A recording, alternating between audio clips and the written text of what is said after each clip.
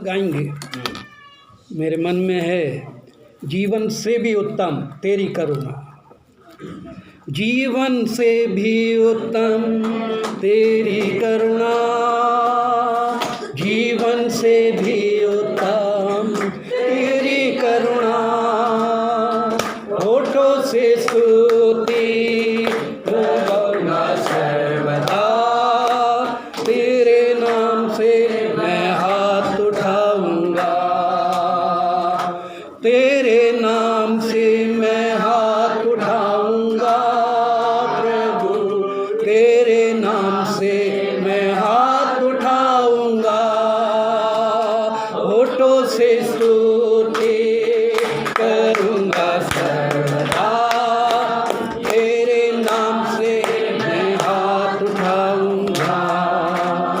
आमीन, हालेलुया। जीवन से भी उत्तम उसकी करुणा। पढ़ें भजन संहिता 51 उसका पहला वचन। हे परमेश्वर, अपनी करुणा के अनुसार मुझ पर अनुग्रह कर, अपनी बड़ी दया के अनुसार मेरे अपराधों को मिटा दे। आमीन, आमीन। हे परमेश्वर, फिर से हे परमेश्वर, हे परमेश्वर, अपनी करुणा के अनुसार अपनी करुणा के अनुसार मुझ पर अनुग्रह कर, मुझ पर अनुग्रह कर, अपनी बड़ी दया के अनुसार अपनी बड़ी दया के अनुसार मेरे अपराधों को मिटा दे। मेरे अपराधों को मिटा दे। आमीन। मेरा आज का विषय है कंपैशन ऑफ जीसस क्राइस्ट। आमीन। आमीन। ध्यान से सुने, कंपैशन ऑफ जीसस क्राइस्ट, मसीह यीशु की करुणा के बारे में मैं आज समझाऊंगा। हम चर्चा करेंगे, अध्ययन करेंगे, सीखेंगे, आत्म सच्चाई के साथ हम अपने को समर्पित करें। सारा बोझ सिर, अमोस क्या है, सिर हटाओ, ठंडी लग रही है नाटक करता है गुड, अच्छा, बच्चे अच्छे हैं। सो प्रार्थना करें, अपने को समर्पित करें। प्रभु, हम अपने आत्मा प्राण देह को आपकी वेदी पे समर्पित करते हैं। हम अपने सभी प्रिय लोगों को आपके हाथों में सौंपते हैं। हमारे बच्चे, हमारे जवान बेटे बेटी, हमारे हर एक विश्वासी भाई बहन जो प्रभु उपस्थित हैं, जो उपस्थित नहीं हो पाए, कैसी भी स्थिति में हैं, बाहर हैं, कमज़ोर हैं, दुर्बल हैं, बीमार हैं, उन्हें छुएं, आशीष दें, चंगाई दें। जो बीमार हैं प्रभु, उनकी तमाम बीमारी, तमाम बंधन, दुर्बलताएं नासरी यीशु के नाम से जाती रहे। आमीन, हालेलुया। सबको आशीष दे, आपकी शांति, आपकी तसल्ली, आपकी करुणा, आपकी दया, आपका अनुग्रह हम सबके ऊपर बना रहे। आमीन। भजन संहिता 51 उसका पहला वचन में जैसे हमने पढ़ा, दाऊद प्रार्थना कर रहा है, और ये दाऊद की पश्चाताप की प्रार्थना है, प्रेयर ऑफ कन्फेशन। दाऊद की प्रायश्चित की प्रार्थना, पश्चाताप की प्रार्थना है, और बहुत अच्छा वचन है। सुने ध्यान से, स्मरण करें, नोट भी कर लें, कुछ बहुत अच्छी बात बताने जा रहा हूं। हे परमेश्वर, अपनी करुणा के अनुसार मुझ पर अनुग्रह कर। हैं, कंपैशन एंड ग्रेस, दो चीजें यहाँ आई हैं, करुणा और अनुग्रह। यदि आप अध्ययन करें, डिक्शनरी को देखें, तो वहाँ कंपैशन, कई बाइबल में लविंग काइंडनेस आया है, करुणा के लिए। कई बाइबल में मर्सी को यूज़ किया गया है ना, मर्सी अपॉन मी, मेरे ऊपर अपनी दया को, दयालुता को प्रकट कर, अपनी करुणा को प्रकट कर। और दाऊद बहुत अच्छी बात कह रहा है, अपने अनुग्रह के अनुसार। आमीन। आमीन। अनुग्रह बहुत ज़रूरी है, बिना अनुग्रह के कुछ नहीं हो सकता। इसलिए अनुग्रह प्रकट हुआ, हमारे बीच में डेरा किया, और जितनों ने उस पर विश्वास किया उसने उन्हें परमेश्वर की संतान होने का अधिकार दिया। हालेलुया। हालेलुया। वो अनुग्रह हमारे लिए, हमारे साथ है, हमारे लिए ज़रूरी है। हर समय प्रभु का अनुग्रह है ना हमारे ऊपर, बिना अनुग्रह के कुछ भी नहीं है। आमीन।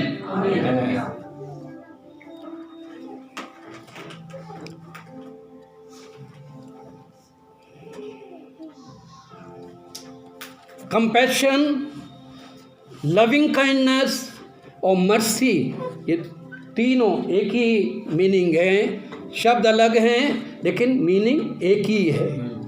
एक और विशेष बात मैं बताना चाहता हूँ। आप प्रभु यीशु का पूरा नाम बताएं। बताइए यीशु का पूरा नाम। ये क्लास है, सीखने के लिए है। हाँ मैं बताऊंगा, उसका अर्थ भी बताऊंगा। बताइए पूरा नाम है यीशु का पूरा नाम। आपका पूरा नाम क्या है? हाँ ना, हाँ ऐसे ही यीशु का पूरा नाम। मेरा नाम अनिल कुमार विल्सन। आपको अपना नाम तो मालूम है ना, पूरा नाम। हाँ यीशु का पूरा नाम है प्रभु यीशु मसीह। तीनों अलग अलग शब्द हैं, तीनों का अर्थ अलग है। पहला आता है प्रभु। आमीन। कभी भी यीशु को स्मरण करें। आप जब उसका पूरा नाम लेंगे तब उसको पूरी महिमा मिलेगी। आमीन। आपकी प्रार्थना सुनी जाएगी। जो आप प्रार्थना करते हैं कि यीशु के नाम में मांग, मसीह के नाम में मांग, प्रभु के नाम में मांगते अलग अलग, प्रभु यीशु मसीह के नाम में। आमीन। प्रभु का मतलब है लॉर्ड, मास्टर, और ग्रीक में यहोवा है ना। और यहोवा शब्द का अर्थ है ओनली वन गॉड, अद्वितीय परमेश्वर, प्रभु। आमीन। जब हम प्रभु कहते हैं तब वो एक परमेश्वर को स्मरण करते हैं कि हमारा प्रभु एक है। अब यीशु के नाम का अर्थ अब बताइए। यीशु शब्द का अर्थ हैं जी, नहीं मालूम भी है तब भी हम नहीं बताते ना, 0 अंडा मिल रहा है। यीशु, इसका नाम यीशु रखना क्योंकि ये मनुष्यों के पापों का उद्धार करेगा, पापियों का उद्धार करता। आमीन। यीशु का मतलब है सेवियर। याद रखिए, अब मुझे आपको सबको एक एक माला बना के देनी पड़ेगी जपने के लिए, है ना, रोजरी। जैसे रोमन कैथोलिक और ये अंडे पंडे रखते हैं ना अपने पास माला, तभी चलेगा आप लोगों का काम। सॉरी मजाक कर रहा हूँ। अब तीसरा आता है मसीह। अब जब हम मसीह कहते हैं, प्रभु यीशु मसीह का शब्द है ना, हम आम तौर पर कई लोग अपना सरनेम रख लेते हैं।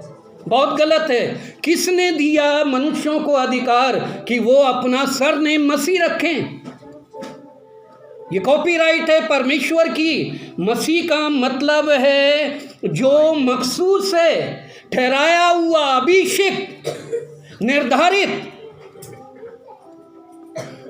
हर कोई नहीं रख सकता प्रेम मसीह, फलाने मसीह, ढिमकाने मसीह। ना तो प्रेम दिखता ना मसीह दिखते, रख लिया नाम मसीह। यहाँ है कोई ऐसा मसीह है? मत रखिएगा अपने बच्चों का नाम मसीह, मत जोड़िएगा, ओरिजिनल नाम रखें ना। डांट नहीं रहा हूँ, बता रहा हूँ।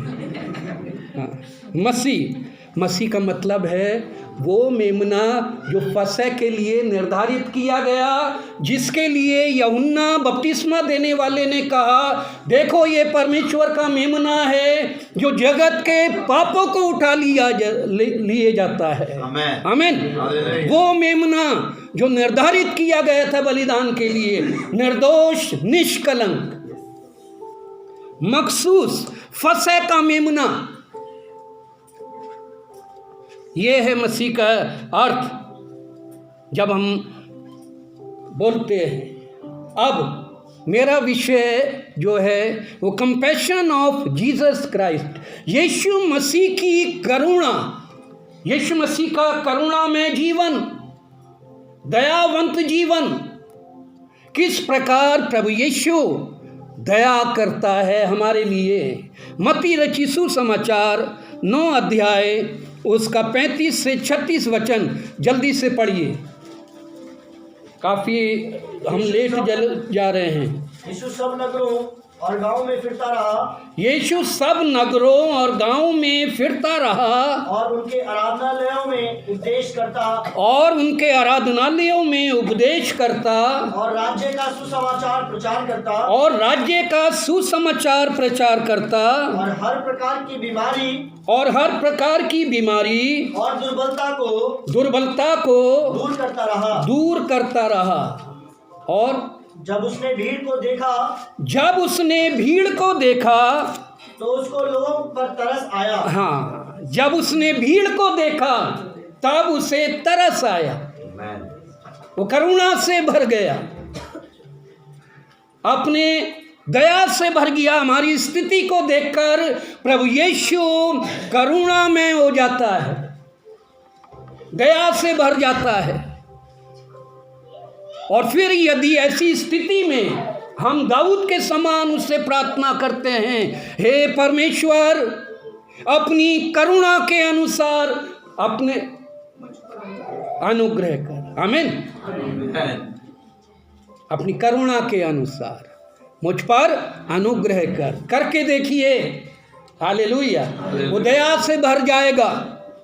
उसने भीड़ को देखा, वो भीड़ बिल्कुल बिना चरवाहों की भेड़ों के मानिंद थी, कोई मदद करने वाला नहीं, कोई उनकी सुनने वाला नहीं। वो त्यागे हुए, निंदित, घृणित, तिरस्कार किए हुए लोग थे। उन्हें बस्तियों से बाहर निकाल दिया गया था, उनके पास कोई औहदा नहीं था। ऐसी भीड़ को जब प्रभु देखता है तो तरस से भर जाता है, करुणा से भर जाता है, आमीन। प्रभु यीशु का स्वभाव करुणा में स्वभाव।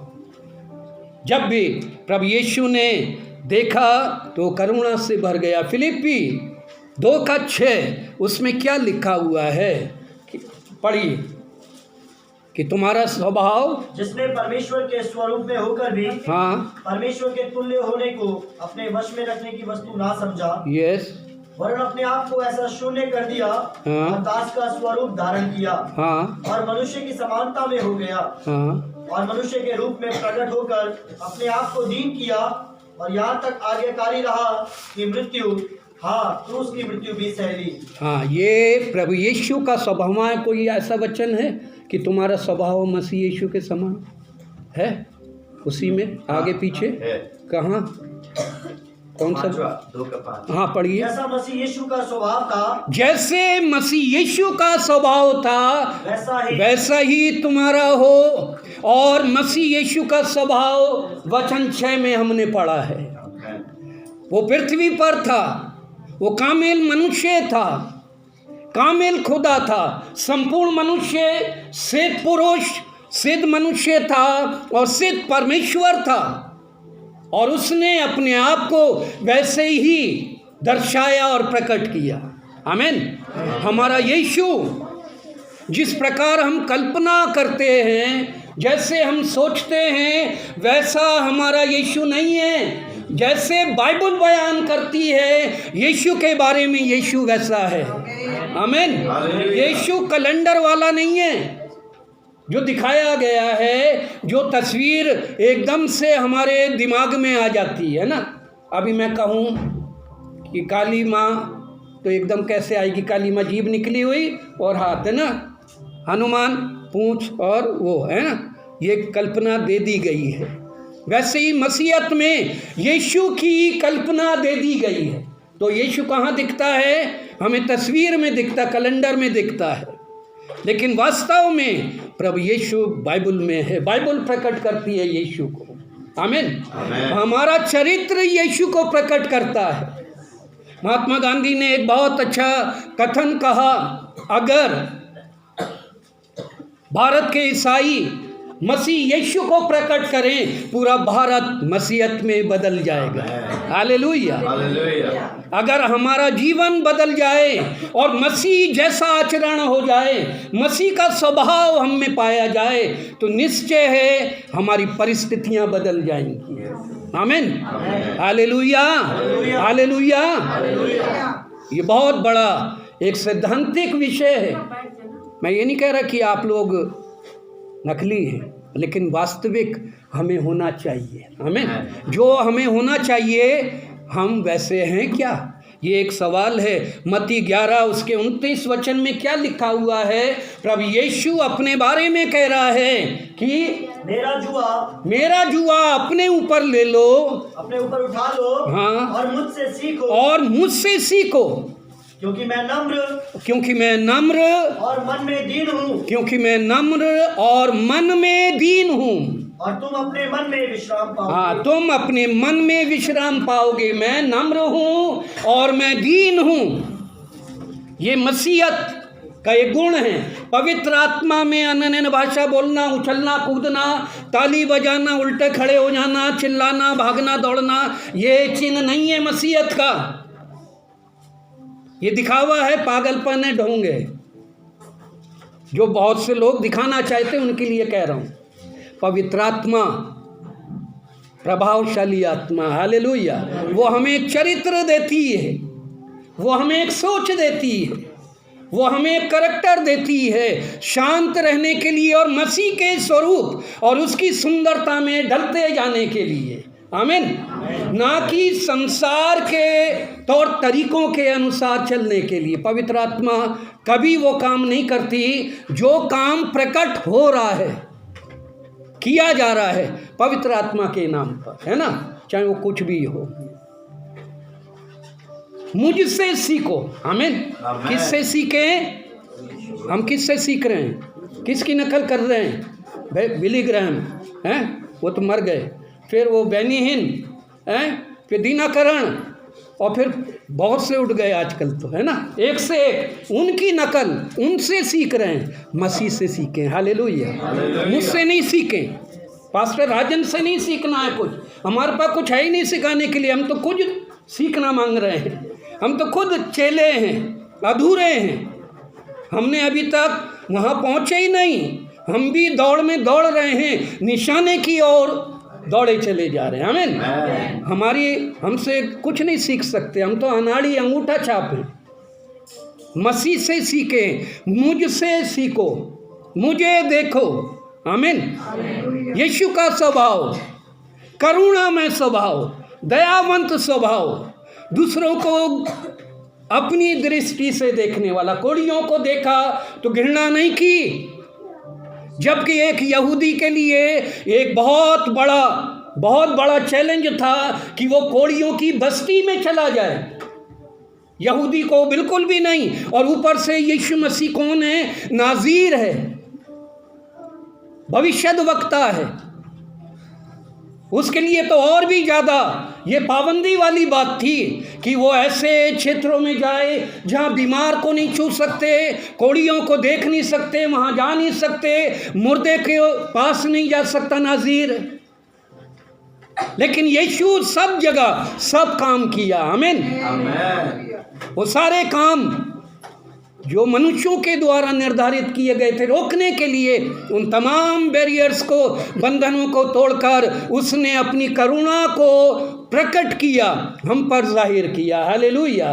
वो हमारी स्थिति कैसी भी है, हमारे परिवार की, हमारे जीवन की, हम कैसे हालात में हैं, यीशु करुणा निधान हम पर दया करने के लिए तैयार है। हम मुंह खोलें दाऊद के समान। मरकुस 1:41, जल्दी से पढ़िए, जल्दी। मरकुस 1:41। उसने उस पर तरस खाकर हाथ बढ़ाया और उसे छूकर कहा, हाँ, मैं चाहता हूँ कि तू शुद्ध हो जा। हाँ, उसने उस पर तरस खाकर हाथ बढ़ाया और कहा कि मैं चाहता हूँ कि तू शुद्ध हो जा। आमीन। प्रभु चाहता है कि आज हम शुद्ध हो जाएं, अपनी बीमारियों से, अपने रोगों से, अपना जो भी हमारी दुर्बलताएं हैं जो हमें परेशान कर रही हैं, उनसे हमें शुद्ध और पवित्र करना चाहता है। यीशु कह रहा है, मैं चाहता हूं कि तू शुद्ध हो जा, हमारी अशुद्धता को दूर करना चाहता है। मत्ती 20:34 पढ़िए जल्दी से, एक और उदाहरण जल्दी जल्दी। यीशु ने तरस खाकर उनकी आंखें छुई और वे तुरंत देखने लगे और उसके पीछे हो लिए। हाँ, पहला कोढ़ी को छुआ और वो चंगा हो गया। मैं चाहता हूं कि तू शुद्ध हो जाए। अभी हमारे चर्च में अगर कोई कोढ़ी आ जाए तो मैं सोचता हूं हम सब, है ना, दूरी बना लेंगे कि हमें लग ना जाए। हैं, मैं कोढ़ियों के बीच में सेवा किया, कोढ़ियों के हाथ की मैंने चाय पी। ऐसे देखिए हाथ में, ऐसे हाथ ऐसे करके चाय लाके ऐसे दी, बिस्किट लाके ऐसे दिया। यहाँ क्या जगह है वो, हैं, नंद नगरी। हम, मेरे साथ एक पादरी था, उड़िया पादरी, उसने तुरंत देखा कि ये ऐसे चाय ला रहा है और ऐसे तुरंत उपवास रख लिया। हैं, बोले मैं तो आज उपवास है। और सच में कोढ़ी उससे बेहतर, वो कोढ़ियों का भी कोढ़ी दिखता था, मन से, आत्मा से। मैंने कभी घृणा नहीं की, हालांकि ठीक हो गए थे वो, लेकिन उनके जो हाथ थे ये सब झड़ गए थे, लेकिन ठीक हो गए थे, इलाज चल हो रहा था। Hallelujah, hallelujah. यीशु कोढ़ियों के बीच में गया है, बीमारों के तीमारदारी है। कोई दुखी आ जाए हमारे चर्च में, कोई लाचार है, किसी को हमारी ज़रूरत है, कोई ज़ख्मी है, तो हम क्या करते हैं, है ना, कन्नी काटते हैं, छुआछूत मानते हैं, क्योंकि हम तो भारतीय हैं ना। जिस बैकग्राउंड से हम आए हैं, हमारे ऊपर छाप लगी है छुआछूत की, हैं, वो हट ही नहीं रही है। लेकिन मसीहत हमें शुद्ध करना चाहते हैं। हालेलुया। यीशु ने अंधे को छुआ और वो देखने लगा। आमीन। प्रभु हमें छूना चाहता, हमारी आत्मिक आंखों को रोशन करना चाहता है। और वचन पढ़िए मत्ती 14 शायद, या 41 पढ़िए तो। उसने निकलकर एक बड़ी भीड़ देखी और उन पर तरस खाया और उनके बीमारों को चंगा किया। आमीन। उसने निकलकर एक बहुत बड़ी भीड़ देखी। पहले यीशु ने देखा, यीशु के देखने का नजरिया, यीशु की दृष्टि, उसका दृष्टिकोण, हमारे देखने का नजरिया, हम कैसे देखते हैं अपने लोगों को जो दुखी, लाचार और आवश्यकता में हैं, उनके प्रति हमारा दृष्टिकोण कैसा है? या फिर हम सिर्फ और सिर्फ अपने को ही देखना चाहते हैं कि हम अपने को ही देखें आईने में खड़े होकर, बस हम ही सुंदर दिखें, बगल वाला सुंदर ना दिखे, हैं, मैं ही अच्छा दिखूं, ये भावना है। अपने ही आप को निहार रहे हैं, अगल बगल नहीं देख रहे हैं, दूसरे को हमारे देखने का। हम कलीसिया में हैं, क्या हमारा स्वभाव ऐसा है कि हमारी दृष्टि कलीसिया के हर एक लोगों के ऊपर है, हर एक परिवार, हर एक बच्चे, हर एक जवान, बेटे बेटी, हर एक लोगों के ऊपर हमारी आत्मिक दृष्टि होनी चाहिए। हालेलुया। और ये दृष्टि दया से भरी हुई होनी चाहिए, आंसुओं से भरी हुई होनी चाहिए, करुणा से, प्रेम से भरी होनी चाहिए। आमीन। हालेलुया। क्या है? ऐसी दृष्टि हमने यीशु से पाई है। आ तो रहे हैं, बैठे तो हैं, दोष नहीं लगा रहा हूं, लेकिन प्रभु चाहता है कि हम ऐसे हो जाएं। उसने देखा, एक बड़ी भीड़ को देखा, कितना व्याकुल होता होगा यीशु उस बड़ी भीड़ को देखकर, जो बिना चरवाहे के। मत्ती 9 उसका 35 और 36 वचन हमने पढ़ा था, फिर पढ़ें जल्दी से, जल्दी पढ़िए। यीशु सब नगरों और गांवों में फिरता रहा। यीशु सब नगरों में और गांवों में फिरता रहा। और उनके आराधनालयों में उपदेश करता और राज्य का सुसमाचार सुनाता और हर प्रकार की बीमारी और दुर्बलताओं को दूर करता रहा। ये है कलीसिया की सेवा। हालेलुया।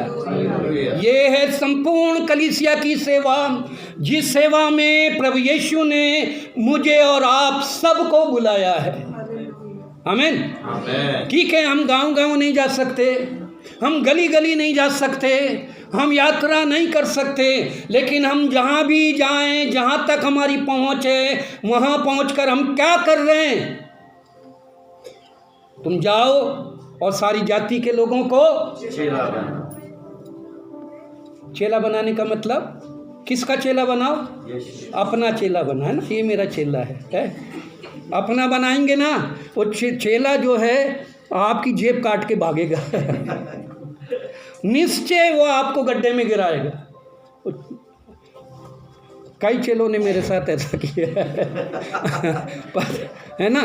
अपना चेला ना बनाएं, मसीह का बनाएं। हालेलुया। जाओ, निकलें, आमीन, उठें, सुस्ती छोड़ें, दुर्बलताओं के ऊपर विजय प्राप्त करें। जाओ, कहता है जाओ, निकलो। जब नहीं निकल रहे थे तो डंडे पड़े उनके ऊपर। रोमी साम्राज्य ने इतना उन्हें मारना पीटना शुरू किया तो चारों तरफ तितर बितर हो गए। एक ही जगह थे, वहीं साझे का जीवन बिता रहे थे, रोज खाना खा रहे थे। जिस घर में जाएं वहाँ पहले खाना, जहाँ मीटिंग रखो बिना खाने के आएगा नहीं पादरी। गलत बात। कई लोग तो मीटिंग रखते ही नहीं कि अरे खाना बनाना पड़ेगा, खाना खिलाना पड़ेगा। गलत बात, ऐसी सोच नहीं है। आप आराधना रखें। हालेलुया।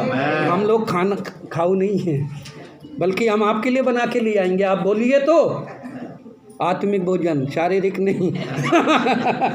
गलत फहमी में ना रहें कि कहीं आप सोचे पादी विल्सन आ जाइए घर में प्रार्थना के लिए और बिरयानी लेते आइए। हाँ, बहुत मसालेदार लाऊंगा, है ना, अच्छी बिरयानी। ये खिला तो रहा हूँ बिरयानी, हैं, मुर्गा मुसल्लम खिला तो रहा हूँ, कबाब टंगड़ी खाइए ना। चबाइए, दांत सही है, पाचन क्रिया ठीक है, मैं तो खिलाने को तैयार हूँ। आप भुगतिएगा, फिर उल्टी नहीं हो। खैर, मजाक है। हालेलुया। हमारा क्या है, हमें क्यों बुलाया गया है? मेरा और आपका कलीसिया में रहने का क्या मतलब है? सिर्फ संडे संडे आना, बस आके बैठना है थोड़ी देर? क्यों? इसके अलावा भी तो हमारे और काम हैं। आमीन। क्या हम वो कर्तव्य कर रहे हैं? किसी के यहाँ जाएं, कौन रोक रहा है आपको? जाइए, मिलिए, प्रार्थना करिए। पादरी मत बन जाइएगा ना, पादरी नहीं बनना, प्रचारक नहीं बनना, बिशप नहीं बनना, कुछ नहीं। सीधा एक शिष्य के रूप में, प्रभु यीशु के गवाह के रूप में जाएं और प्रार्थना करें। हालेलुया। प्रभु यीशु गांव-गांव जाता था, नगर नगर जाता था, और जहाँ वो देखता था कि यहाँ मेरी आवश्यकता है, वो अपनी करुणा, अपनी दया, अपने गुण, अपना प्रेम, अपना अनुग्रह उन लोगों को देता था। आमीन। मैं और आप कहीं जाते हैं तो क्या देते हैं? क्या लेकर जाते हैं? बीमारियाँ, पेट का दर्द, सर का दर्द, अपनी निराशाएं, अपना दुख, अपने दुखड़े, अपनी परेशानी, कमी घटियाँ, ये लेके ना जाएं। आमीन। इनको प्रभु के पास छोड़ दें, और जब आप जाएं तो आप मसीह का जीवन लेकर जाएं। आमीन। गवाही में भी ऐसे बहुत सी ऐसी बातें हम बोल देते हैं, हमें समझ में भी नहीं आता कि हमें बोलना क्या है। सॉरी, हैं, और इतना समय बर्बाद करते गवाही में। आराधना का समय बहुत बहुमूल्य है, पवित्र समय है ये जो प्रभु ने हमें दिया 3 घंटे का। फालतू की बकवास ना करें, बेकार की बातें ना बोलें। शैतान चाहता है कि हमारे मुंह से ऐसी बातें निकलें और फिर उसी जाल में वो हमें फंसाकर परेशान भी करता है। सॉरी, बिल्कुल एकदम सटीक, निश्चिंत, बिल्कुल एकदम सही बात शॉर्ट में बोलें। आमीन। गवाही ये होती, किसी को आशीष मिले, सर दर्द हो जाए, ऐसी बातें ना बताएं कि आदमी परेशान हो जाए, उठ के भागने की कोशिश करे। सॉरी, यहाँ कोई ऐसा नहीं है, लेकिन सीखे सीखे। हालेलुया। मत्ती 15:32 पढ़िए।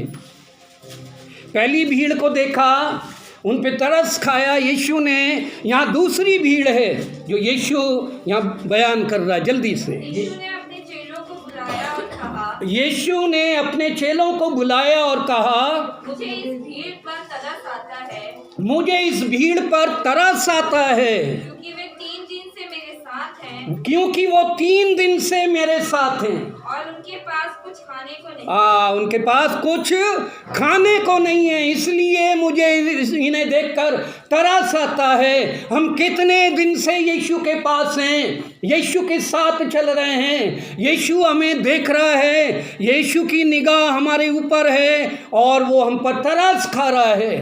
हमारी आवश्यकताओं की पूर्ति के लिए हम थकित हैं, हमारी थकावट को दूर करने के लिए, हमारी कमी गति को दूर करने के लिए, हमें अपने अनुग्रह और अपनी करुणा से भरने के लिए। आमीन। मुझे इस भीड़ को देखकर क्या आता है? तरस आता है। देखिए कैसा हृदय है जब हम बाजारों में जाते हैं। अभी कल की घटना है, परसों की रात की, वो एक्सपायर हो गए, है ना। बाबा जी हमेशा सामने बैठते थे, घर के बाहर, हमारे घर के ये बिल्कुल हैं, कुर्सी डाल के बेचारे बैठे रहते थे। उनके बच्चे, उनकी बहू सब बिलक बिलक के रो रहे थे, हैं। देखकर मज़ा आया। ऐसा बहुत से लोग कर सकते हैं ना, अच्छा हुआ है। नहीं, दयावान होना चाहिए। हालेलुया। जब आप रोड पे जाते, रेड लाइट पे खड़े होते हैं, ये मतलब तो ये क्या बोलते हैं इसको, है ना, चौराहे की लाइट हैं। भिखारी बच्चे, छोटे छोटे बच्चे भीख मांग रहे हैं, उन्हें जब हम देखते हैं तो क्या करते हैं बताइए? हमारी क्या भावना होती है? जब किसी पागल को देखते हैं तब हमारे अंदर कौन सी भावना आती है? जब हम अस्पतालों में जाते हैं, रोगियों को देखते हैं, तड़पते हुए देखते हैं, ज़रूरतमंद को देखते हैं, किसी को भी हमारे अंदर कौन सी भावना जागृत होती है? हम कलीसिया में जब अपने लोगों को दुखी देखते हैं, बीमार देखते हैं, कमज़ोर देखते हैं, लाचार देखते हैं, ज़रूरतों में देखते हैं, बंधनों में देखते हैं, पिछड़ेपन में देखते हैं, तब हमारे दिल में क्या भावना होती है? क्या यीशु के समान हम भी रोते हैं, करुणा से भरते हैं या नहीं, या हम अपने स्थान पर खुश हैं? मैं बहुत व्याकुल होता हूँ, मैं बहुत रोता हूँ, अंदर ही अंदर आत्मिक रीति से प्रार्थना करता हूँ उनके छुटकारे के लिए। भले ही उनकी मदद नहीं कर सकते, हम डायरेक्ट उन्हें भोजन नहीं दे सकते, कपड़ा नहीं दे सकते, कोई मदद नहीं कर सकते, लेकिन हमारा प्रभु परमेश्वर, हम उससे विनती तो कर सकते हैं। आमीन। आंसू तो बहा सकते हैं। मैं आपसे पूछता हूँ, आप लोग कलीसिया में एक दूसरे के लिए कितनी प्रार्थना करते हैं? एक ही प्याले में, एक ही रोटी में हम सहभागी होते हैं, एक ही देह के अंग हैं हम, एक ही परिवार के हैं, एक ही आशा है, एक ही विश्वास है, एक ही बपतिस्मा है, एक ही जगह जाएंगे। क्या हम सब एक हैं? वास्तव में मैं डांट नहीं रहा हूँ, आवाज़ ऐसी है ना, वो मुलेठी खा के आया तो गला साफ है, डांट नहीं रहा।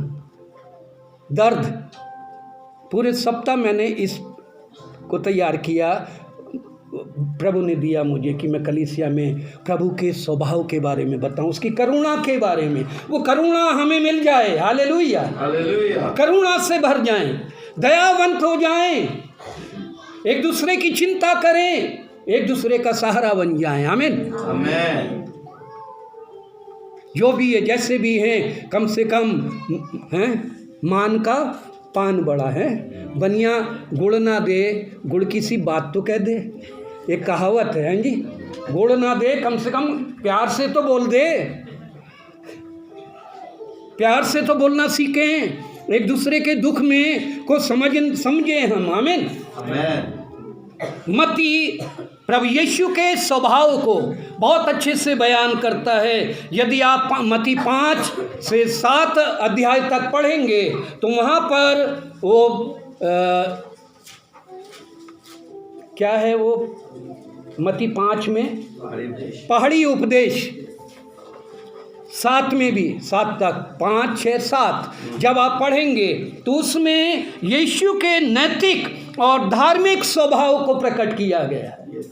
जब आप पढ़ेंगे मत्ती 5, 6 और 7, बच्चे भी नोट कर लें, वहाँ पर यीशु का नैतिक जीवन प्रकट होगा।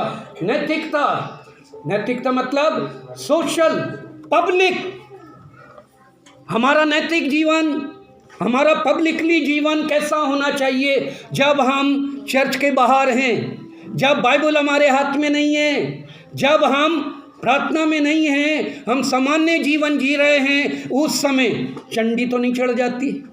कई लोगों को मैंने देखा है एकदम चंडी चढ़ गई नहीं समझे, चंडी हैं, समझते हैं जो चढ़ती है गुस्सा आ जाता है, चिड़चिड़ा जाते, आप बहक जाते हैं, अब हमारी भाषा बदल जाती है, हमारा व्यवहार बदल जाता है, हमारा स्वभाव बदल जाता है, हमारा चरित्र बदल जाता है। कहने को हम मसीह हैं, बहुत अच्छे मसीह हैं, संसार के लोगों के लिए, आपके लिए नहीं हैं। प्रभु यीशु का नैतिक जीवन, नैतिक स्वभाव उसने प्रकट किया और कोई भी गलती उससे नहीं हुई, कोई उसे बोल नहीं सकता था। बहुत सज्जन, सौम्य, सुशील, बहुत सहयोगी, दूसरों के दुखों में सहभागी होने वाला। Hallelujah, hallelujah.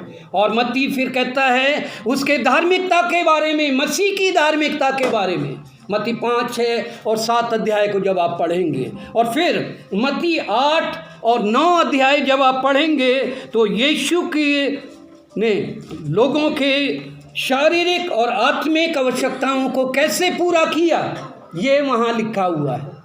जब आप उन्हें पढ़ेंगे मत्ती 8 और 9 अध्याय कि किस प्रकार यीशु लोगों की शारीरिक और आत्मिक आवश्यकताओं को पूरा किया करता था। प्रभु यीशु की जो करुणा है वो करुणा से भरा हुआ था, दया से भरा हुआ था, अनुग्रह से भरा हुआ था, कभी किसी का तिरस्कार नहीं किया। आमीन। हम भी सबको स्वीकार करें। कलीसिया सबको ग्रहण करती है, स्वीकार करती है। कलीसिया में सबके लिए स्थान है। प्रभु यीशु के उस बड़ी भीड़ में, झुंड में हर प्रकार के लोग थे। रोगी भी थे, दुर्बल भी थे, त्यागे हुए भी थे, कई गलतियां किए हुए लोग भी थे। यीशु कभी भी किसी का न्याय नहीं किया, किसी का तिरस्कार नहीं किया, किसी की निंदा नहीं की, किसी को कम ज़्यादा उसने आंका नहीं। उसके पीछे आ रहे हैं, आते रहे। आमीन। जो बदल गए वो परमेश्वर की संतान ठहरे, जो नहीं बदल पाए वो फांसी फंदा लगा के लटक गए खुद, यहूदा इस्करियोती जैसे। Compassion more than blessings. आमीन।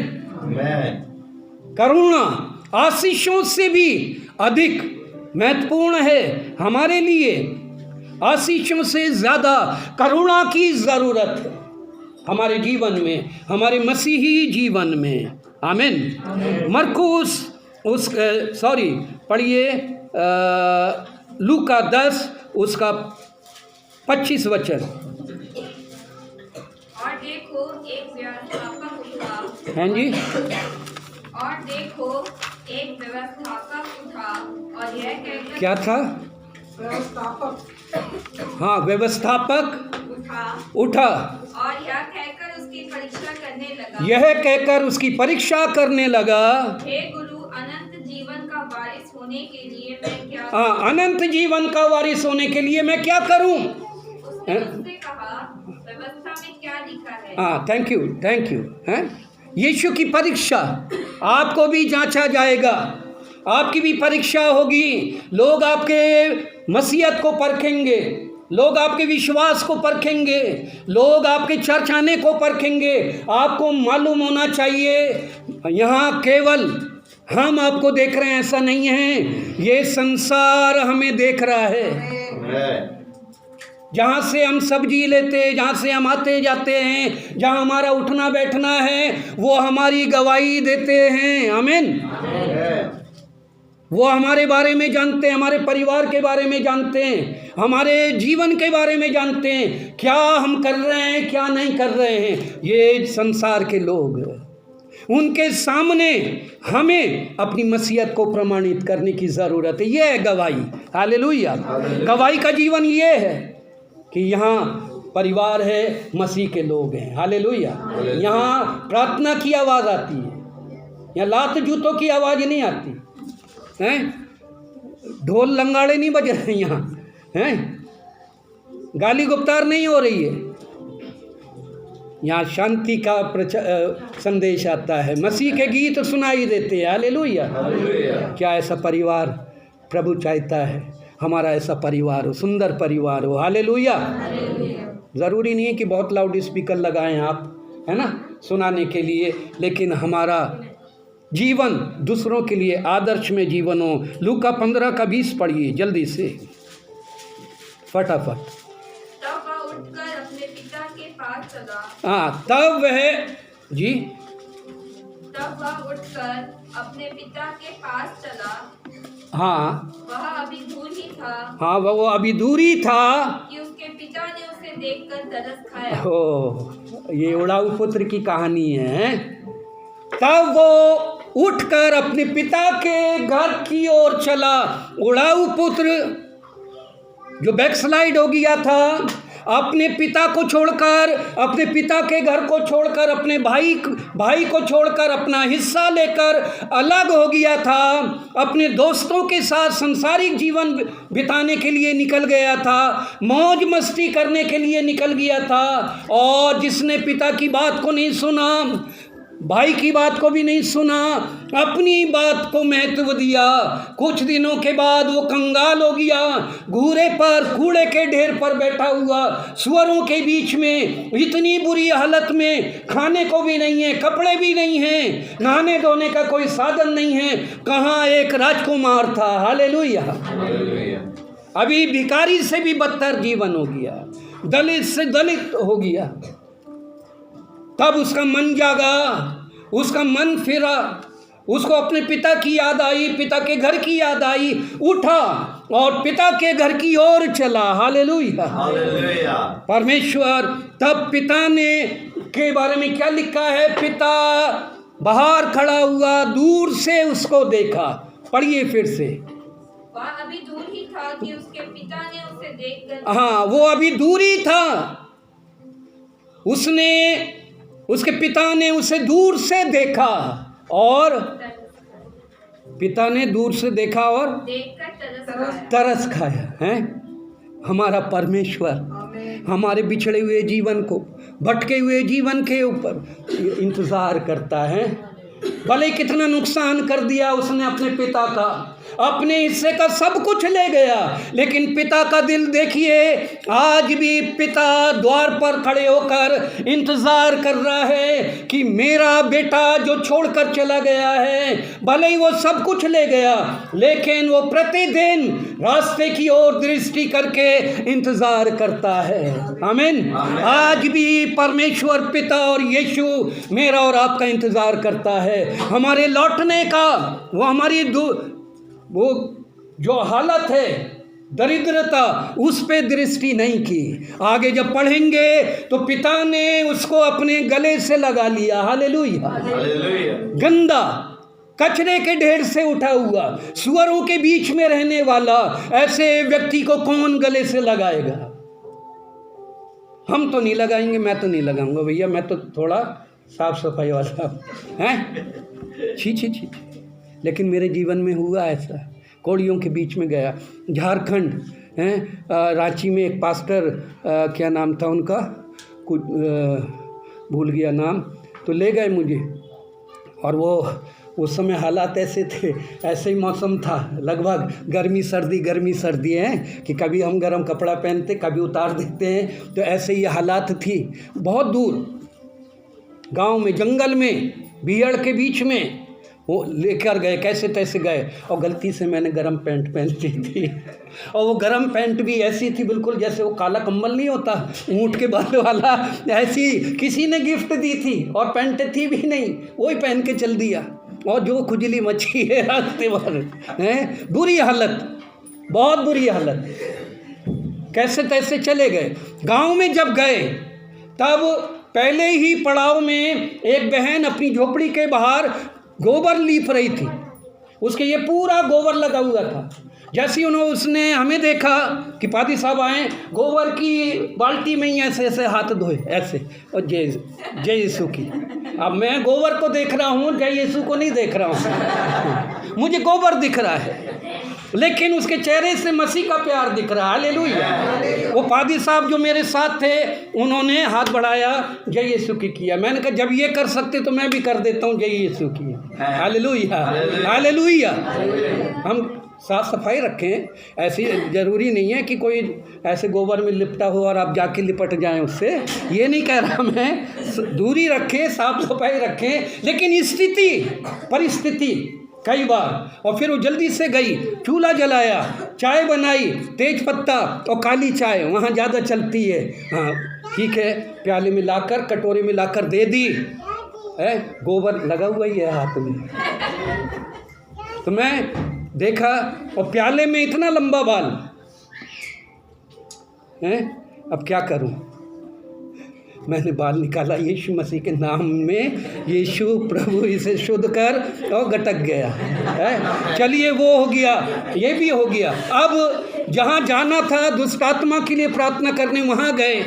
तब उन्होंने क्या किया, इतने बड़े बड़े लोटे में दूध उबाला और ये मोटे मोटे शकरकंदी उबाल के दे रख दिए, बोले नहा के आ जाइए। हमने कहा होगा कोई अच्छा साधन नहाने का, बाथरूम है, वॉशरूम। देखा तो वहाँ भैंसें तैर रही हैं तालाब में, बिल्कुल हरी हरी कीचड़ जैसा पानी। पादी साहब ने कपड़े उतारे और उसमें डुबकी लगाई, जब निकले तो हरे हरे। मैं क्या करूं, गर्मी लग रही है। अब मैंने कहा चलो, मैंने भी हटाई कीचड़, डुबकी लगाई तो मैं भी हरा हरा है। अब बिल्कुल छिछियान, इतना बाप रे, रुका हुआ पानी, बहता पानी नहीं था, छिछी।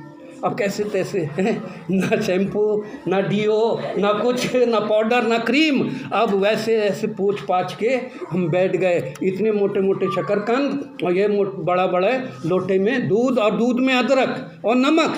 पहली बार जीवन का ऐसा अनुभव। अच्छा है, बहुत अच्छी चीज़ है, आयुर्वेदिक है, मैंने कभी नहीं पिया, लेकिन परिस्थिति, आमीन, हमारे सामने अगर ऐसी परिस्थिति आती, हम कितने सिक्योर हैं, है ना, अपने जीवन से हम कितने कंसर्न हैं, हम अपने बारे में सोचते हैं। हमारे प्रभु यीशु ने हमें एक नमूना दिया है, हालेलुया। उस नमूने को स्वीकार करें और एक दूसरे के लिए हम आशीष का कारण करें। पिता इंतज़ार कर रहा है, ऐसे लोगों का इंतज़ार जो चले गए हैं, भटक गए हैं, संसार में खो गए हैं, संसार पर जिन्होंने विश्वास किया है, लेकिन पिता का धैर्य टूटा नहीं है। वो प्रतिदिन इंतज़ार में है, मेरा बेटा आएगा, हालेलुया। और जिस दिन बेटा आया, पिता ने उसे आलिंगन किया, गले लगाया, बड़ा भोज किया, उसके वस्त्र उतारे, उसको जूती पहनाई, अंगूठी पहनाई, और नौकरों से कहा कि इसकी सेवा करो, ये मेरा बेटा है। जो खो गया था वो मुझे मिल गया है, जो मर गया था वो जिंदा हो गया है। आमीन, हालेलुया। मेरा प्रभु परमेश्वर इतना दयावान, करुणा से भरा हुआ मेरा और आपका इंतजार कर रहा है। हमारे भटके हुए जीवन को स्थिर और स्थापित करना चाहता है।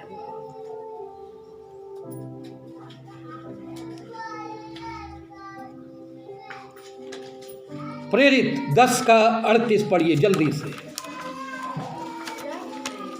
से समाप्त करेंगे। परमेश्वर ने इस रीति से यीशु नासरी को पवित्र आत्मा और सामर्थ्य से अभिषेक किया।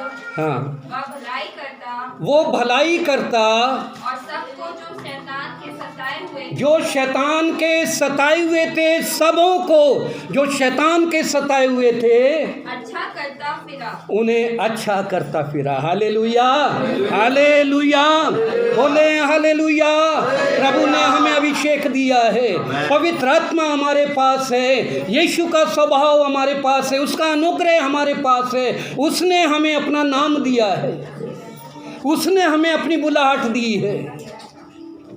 जब हमारा यीशु हमें एक आदर्श दे गया, एक नमूना दे गया, मैं और आप जाएं, जो दुष्ट आत्माओं से ग्रसित हैं, बीमार हैं, दुखी हैं, लाचार हैं, हम उनके लिए प्रार्थना करें। हालेलुया, उनके छुटकारे की प्रार्थना करें। देखिए हमारा छुटकारा अपने आप प्रकट होगा। आमीन। हमारा सूर्य उदय होगा, हम बलवंत होंगे, जयवंत होंगे। आमीन। बछड़ों की नाई उछलेंगे और कूदेंगे और फांदेंगे। प्रभु हमें विजयी जीवन देना चाहता है। आमीन। हमारे प्रभु यीशु का स्वभाव कितना करुणामय है। अब लास्ट में बिल्कुल संक्षेप में मुझे बताइए, आपका पड़ोसी कौन? जल्दी से, आपका पड़ोसी कौन? बोलिए। मेरा तो कोई पड़ोसी नहीं। हाँ, पीछे हैं, नीचे सोनार की दुकान है और पीछे एक बिहारी अंकल है। हाँ, उनको पड़ोसी कह सकता हूँ। हाँ, सामने वेल्डिंग वाले भाई हैं। और आपका कौन है पड़ोसी? शर्मा जी। है ना? हाँ, सही है। हम यही सोचते हैं कि हमारा पड़ोसी जो हमारे बगल में रह रहा है जी? नहीं, हमारा पड़ोसी वो है हर एक जन, है ना? हर एक जन हमारा पड़ोसी होना चाहिए। आमीन। लेवीय व्यवस्था को जब आप पढ़ेंगे तो वहाँ लिखा हुआ है, हमारा पड़ोसी हमारे चारों ओर रहने वाले लोग हैं, हमारे इर्द गिर्द रहने वाले लोग हैं, हमारे संपर्क में आने वाले लोग हैं, चाहे वो किसी भी धर्म के हों, किसी भी जात के हों, कैसा भी विश्वास हो। आमीन। यहाँ तो मसीहत में इतना भयंकर डिनोमिनेशनल फीलिंग आ गई है, फिरका परस्ती आ गई है। बताइए, ये तो CNI, ये मेथोडिस्ट, ये पेंटिकोस्टल, ये नॉन पेंटिकोस्टल, ये ब्रेथरेन, ये फलाने, ये ढिमकाने, है ना? है या नहीं जितेश? है ना? ऐसा मालूम होना चाहिए। हाँ, गलत शिक्षाओं से दूर रहें, लेकिन हमारे पड़ोसी वो नहीं है। एक बहुत अच्छा उदाहरण है लूका 10 अध्याय में सामरी यात्री का है। सामरी यात्री, सामरी जाति वो है जिन्हें यहूदी अछूत समझती है, घृणित समझती है, परमेश्वर के योग्य नहीं समझती, आराधना में आने के योग्य नहीं समझी जाती है। सामरी जाति, जबकि वो ओरिजिनली यहूदी थे, इस्राएली थे, लेकिन आज हम हैं, वो सामरी यात्री ने क्या किया? जिसको लूट लिया था, जिसे मार दिया था, जो अधमुआ था, सारे के सारे बिशप भी चला गया, आर्च बिशप भी निकल गए, याजक और महायाजक भी देखकर दूर से चले गए, लेकिन वो सामरी यात्री आया, उसने उसकी मल्लम पट्टी की, अपने गधे पर बैठाया, सराय में ले गया और 2 दिन का भाड़ा सराय में दिया। आमीन। गुड सैमरिटन के नाम पे संस्था चल रही है ना? वर्ल्ड वाइड ऑर्गेनाइजेशन है। गुड सैमरिटन चर्च का भी नाम रख दिया है, लेकिन वास्तव में क्या सच में गुड सैमरिटन है? मदद करने वाले हैं, दूसरे के बारे में सोचने वाले हैं, जिनको त्यागा जा रहा है, जिन्हें दुत्कारा जा रहा है, जिनके पास कोई नहीं जा रहा है, जिनके लिए कोई प्रार्थना नहीं की जा रही है, मदद नहीं की जा रही है, जिनके घर कोई नहीं जाता है। क्या हमारी तरफ से उनके लिए कुछ प्रबंध है? Hallelujah, hallelujah. होना चाहिए। गुड सैमरिटन बने हम। आमीन। अच्छा सामरी, अच्छा सहायता करने वाले बने हम। प्रभु ने हमें ऐसा करुणा दिया है। हमारा प्रभु करुणा निधान है, अनुग्रह से भरा है। दाऊद क्या विनती कर रहा है? हे परमेश्वर, अपनी बड़ी करुणा के अनुसार मुझ पर दया कर, अपनी बड़ी करुणा के अनुसार मुझ पर अनुग्रह कर, दया कर। हम भी ऐसे बने, प्रभु चाहता। God bless you. आमीन। Amen. हालेलुया। Hallelujah. आमीन। God bless. यस पास्टर जी।